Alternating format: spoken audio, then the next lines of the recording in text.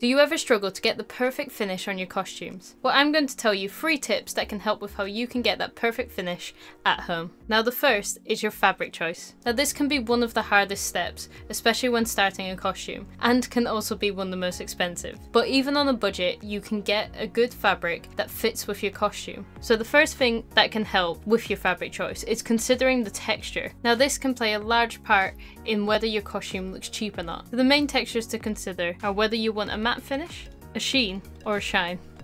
So the textures that I tend to go towards are a sheen or a matte finish. I just feel like those types of fabrics tend to photograph a lot better. But that's not to say that you can't use a shiny fabric, because depending on what the type of fabric is and what the use is for it, it does come off really nice and polished. So when it comes to a shiny fabric, I would consider what your make is for and also what type of weight of fabric you need. Because if it's for, say, a suit, you'd probably want to go for more of like a Duchess satin, which is a bit heavier and a bit sturdy. And that's the fabric that I used for this King George suit here, and it holds really well. But if you're needing a fabric that's for a dress or something that just drapes over the body, I'd recommend going for a lighter weight, because that will hang nicely on the body, and also with the shine it can highlight certain features which will complement the way it fits. Another thing when it comes to fabric choices is to always do a lot of sampling. Now this really helps if your costume has a lot of fabrics or just a lot of colour combinations. For instance, with the Starlight costume, I had to find similar golds that worked well together and would fit, so I would always recommend making sure to just go out, do as much sampling as you like,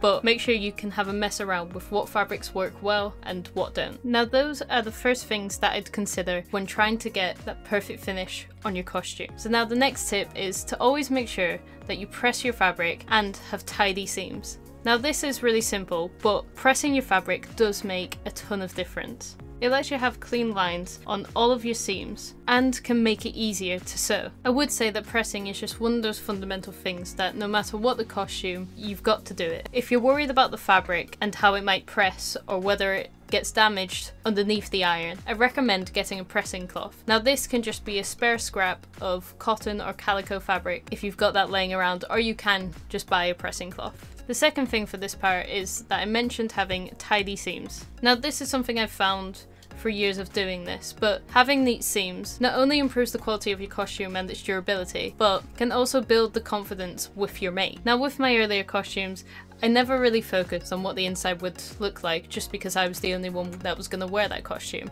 But once I had got it done and I'd put on, I would worry as to whether it was actually good enough or if anyone could see any of the problems that were on the inside. So I think making a costume that you're confident that someone else could wear, even if it's just for yourself, plays a really big part in the quality of the costume that you're making. So a few ways that I probably make nice seams is by overlocking them or using a zigzag stitch. But there are other ways that you can make the inside of your costume really nice, whether it's through doing French seams, binded, or adding lining to your costume. But just going for some beginner friendly ones, then this is the way I would do it. Now on to the final tip that I have, which is how to go about finishing your garment. When you're at the end of your final step, it's always easy to just rush ahead and get it done and out the way. But a lot of the time when you're rushing, you end up making quite a lot of mistakes along the way. So some tips I have when it comes to finishing a hem is to make sure that you take the time to prep and baste any of those edgings into place. And also the two methods that I tend to use a lot with my makes